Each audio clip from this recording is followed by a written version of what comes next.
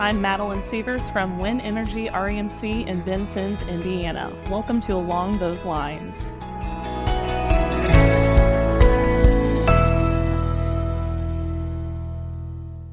Support for this podcast comes from NISC, an IT cooperative that, like NRECA, has a vision to ensure co-ops across the nation have access to best-in-class cybersecurity solutions.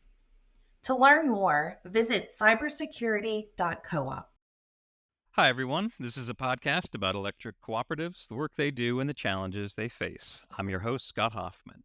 Scams that target electric utility consumers have been around for almost as long as the industry itself, with criminals using the latest technologies over the years to defraud victims of money and personal information.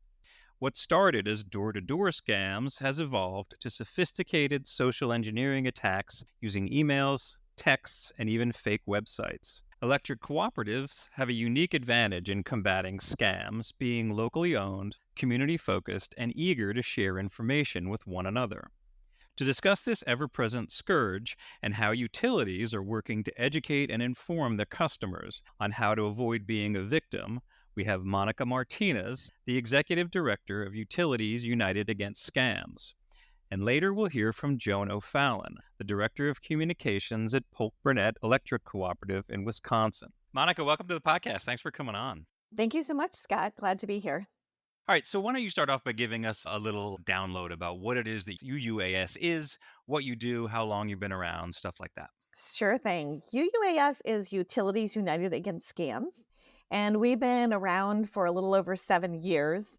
Our mission at UUAS is really to help educate consumers, allow utilities to have best practices, and most of all, share information and learn from one another and work and leverage our relationships that we have with organizations like the Federal Trade Commission and other federal partners and other state agencies. Most importantly, though, is that UUAS is free for membership. So we really encourage all utilities of any size to join. I think especially for our small utility partners, we have resources that you can use for free and leverage our social media, help get ideas. Those are the things that I think are the great assets that UUAS can provide for cooperatives. I assume it's a fairly small staff? Yes, fairly small staff. It's me, and then we work a lot with our associations to help leverage other resources. And so how long has scamming been a problem for utilities? Is it a fairly new phenomenon? It's not new. Unfortunately, customers have always been the target of scams. And those might be, door-to-door scams. Those were probably some of the ones that we were first starting to see, or scams where people were calling what I call the threat to disconnect scam, where pay us now or you're going to be shut off within the next 30 minutes. And then they would get customers to go get a money card and call back with the money card details. So I think those scams have evolved, and now we're seeing different types of scams. What do you think it is about the utility industry? And I suspect it's because there are a lot of consumers out there, but what is it about the utility industry specifically that makes them targets of scammers? Well, I think it is that there are a large number of customers. I think the other thing is that no one wants to be without their utility service. I mean, let's be honest, it's an immediate thing. We want our lights to be on. We want our water. This is not just isolated to electric or gas utilities. This impacts water utilities too, because those things can be shut off. And so people are concerned about that immediate service. And so I don't think people stop to think, as we always say, let's stop for a moment, really figure out if it's a scammer reaching out to us. Sometimes we let our guard down because these are important services. You mentioned that scams have iterated over the years based on whatever technology is available. What are some of the primary scams that you're seeing that are impacting utility customers right now? Are there new trends in the industry that you're seeing? Yeah. So one of the latest trends that we are seeing beyond the switch of technology, right? Because it used to be the phone call, then the email, now it's the text message, obviously transferring it to the different technologies. But one of the ones that we are seeing crop up even more is what we call the search engine optimization scam. And that's pretty much when you have scammers buying ads either on Google, Safari, Yahoo. When you get online and you do that search, it comes up with the first one, and that first one rises to the top of which the scammer has paid for. You click on it, and it gives you a false number or a false website to go to. And then you're thinking you're getting a hold of the real deal, right? So we are really encouraging individuals to double check things. Use the URL that is on your bill. Use the utilities app if they have one. Those are more of those safeguards for that communication. And really, if you are just doing that search, just really double check. All it takes is one letter to be off or someone to use a net versus a com. Those all get us into trouble. We've heard some things about artificial intelligence and using things like deep fakes to make videos and audio files. Is that something that you're seeing in the industry right now? And is that sort of bleeding its way into the scammers' repertoire? Well, as we think about what I would call the basic AI, we all hear of like Chat GPT and those things. And one of the first things that we notice occurring right now is that the email scams are getting better. Right. Before they were a little bit more obvious. Something didn't seem right about the logo. The wording was off, spelling where it was inaccurate. Now those things are being cleared up with things like Chat GPT. I'm not blaming Chat GPT itself, but it's all AI, right? And this is all of those things that are happening.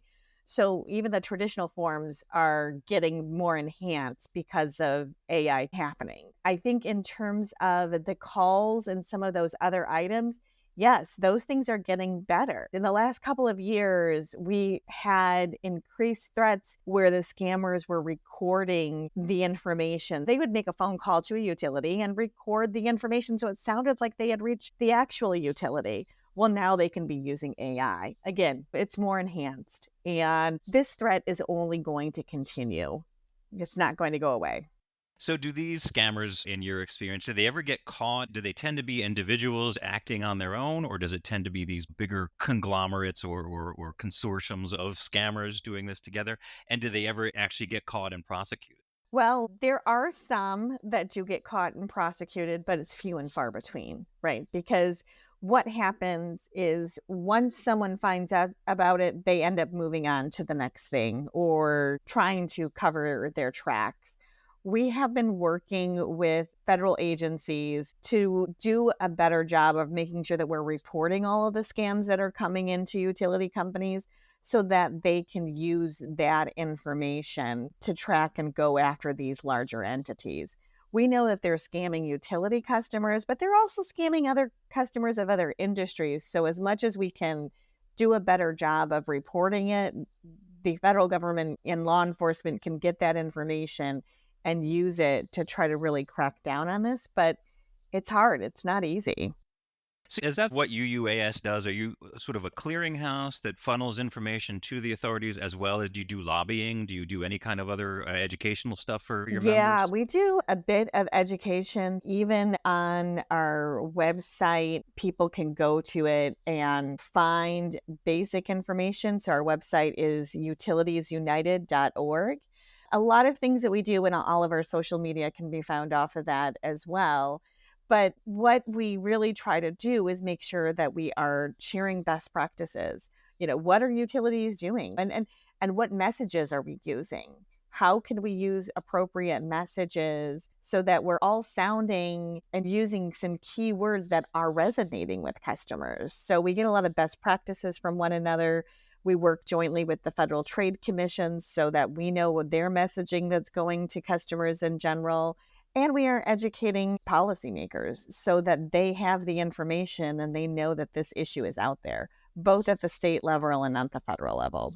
That's awesome. What are some of the top level pieces of advice that you give to utilities who are trying to inform and help their customers, but also the consumers on the other side? What are like the top 3 or 4 things that you tell them? Yeah, the top 3 or 4 things that we usually go out and tell individuals, utilities in particular, is make sure that you're establishing relationships with people within your community. Most of the time you have those resources already.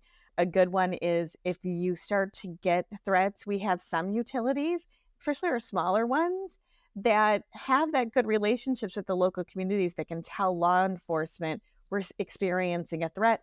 Law enforcement also puts out that message. So it's those relationships that we already have and just working together to figure out how you can leverage them for this purpose. The other thing is just to make sure that you're using all of your channels, your social media, figuring out ways to alert customers that they can report scams to you, and that then you start to track that. Even if it's too much to track all of the details, you having a sense of what's happening with your customer reps is important. And that can tell you when you're getting a new scam coming in or seeing different trends. So those are all important. And really just talk and work with one another. UUAS has free resources that we put out throughout the year. Those can be used by anyone. It's all free. Become a UUAS member, which is free. So you don't pay for it.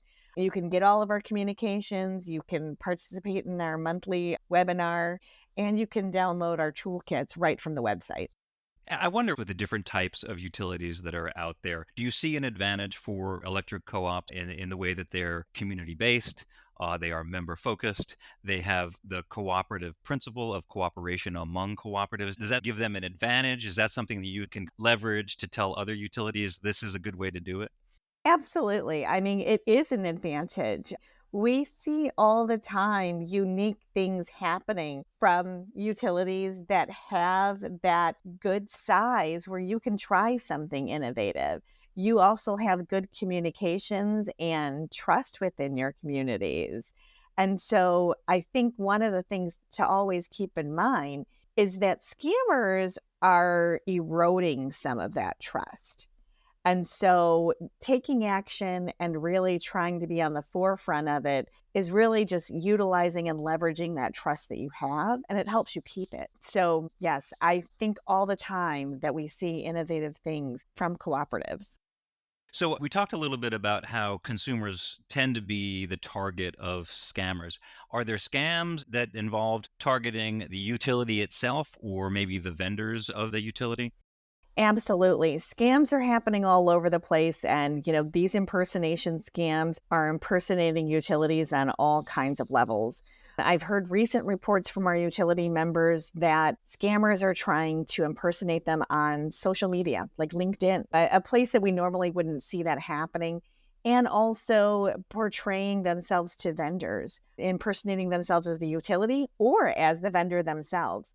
So we have to be on guard at all times. Really, I continue that message, not only as utility employees, but as consumers. Stop, take a look and verify. Take a moment, double check information that you're getting, whether it's an email, text, anything, and you really just do that double check. Well, that's great, Monica. You're doing amazing work. And of course, your work is probably never going to end. There's always going to be a new scam, but we really appreciate what you're doing now and for coming on and sharing what you know. I really appreciate it and thank you. And I wish I could work myself out of a job. So thank you.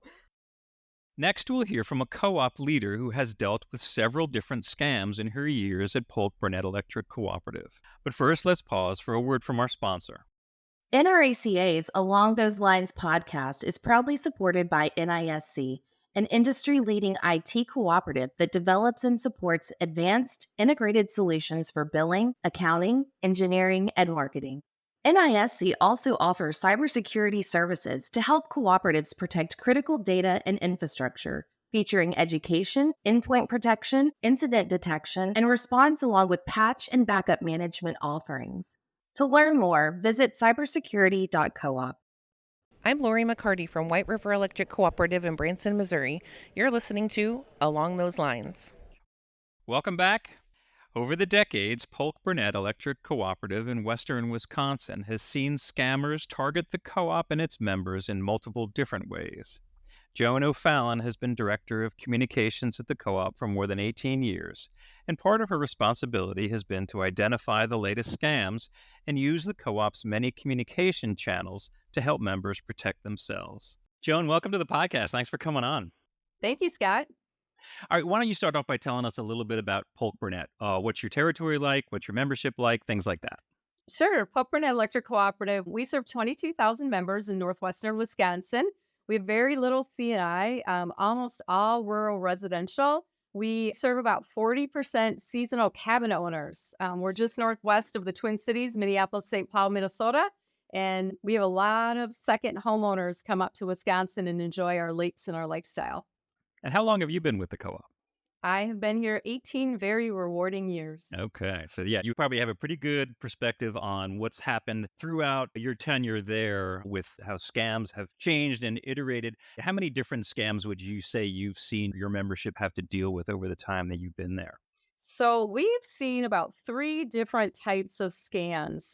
The most common prey on fear. They're the ones that claim that the power is going to be shut off if money's not paid immediately. More recently, we've seen fraudsters trying to offer rewards for good behavior. They say that members are going to receive a credit on their bill or a credit for overpaying their bill. So we kind of see both the carrot and the stick type of scams. Most damaging that we've seen, of course, is when scammers link caller ID to the co-op and when they steal our identity to get the attention and trust of our members. So, how do you stay on top of scams as they come out and hit your membership? Are you looking for news reports? Are you waiting to hear from the members about it? Do your member service reps, are they sort of keyed in to figuring out when something like this has happened and letting you all know?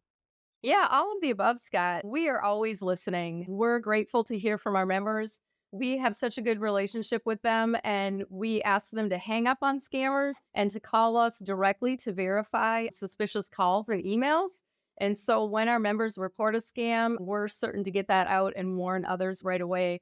For me as a co-op communicator, that means having a good relationship with our MSRs. They're the ones at our co-op, they're on the front lines, they're the eyes and the ears. And so they help me ensure that we have that information to shine a spotlight on that fraud behavior. That's the best way that we can prevent our members and our friends and neighbors from getting caught in a scam. So, when you do hear about a scam, either through an MSR or through your own perusal of the news, what is your method? Can you sort of walk us through how you go through the process of alerting your members and making sure that they know that this is going on? We found that Facebook is really the most effective and timely channel for notifying our members, for alerting the community. Our warning reaches many people quickly when we get something out on Facebook, and then it's amplified by the shares. We also work to send information to our local chambers of commerce. We have a really good relationship with them, and they put e-newsletters out to their members. And so that's a way to get to a lot of influencers in the community, get that news out to them. And then every October, we include safety information in our member newsletter for Cybersecurity Awareness Month. So a little bit more lengthy educational information in October. And do you happen to have a particularly memorable scam or an instance? I think connecting an incident that you might have dealt with to something that other co ops might experience would be a good thing to hear. Anything that sticks out in your mind from your time there? You know, what's most concerning to me, the thing that sticks out the most is the use of our identity. As a communicator, we rely so much on trusted relationships with our members. And when people use our identity, when they steal that information as part of a crime, that really impacts us and our members in a negative way.